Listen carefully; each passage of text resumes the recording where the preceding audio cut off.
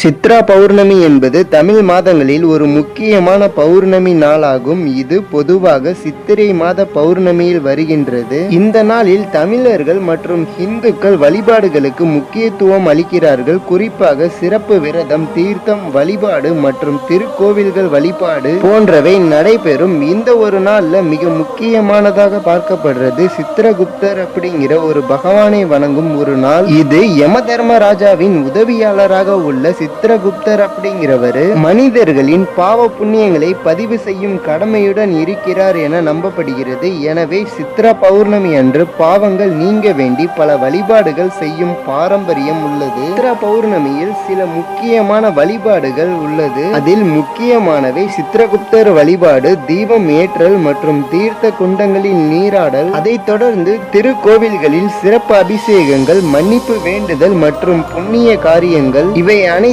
சித்திர பௌர்ணமியின் சிறப்பான வழிபாடுகளில் முக்கியமானவை. இது சாதாரண பௌர்ணமி அல்ல, பாவ நிவாரணம் மற்றும் ஆன்மீக பரிசுத்தத்திற்கான ஒரு மிக முக்கியமான நாளாக கருதப்படுது.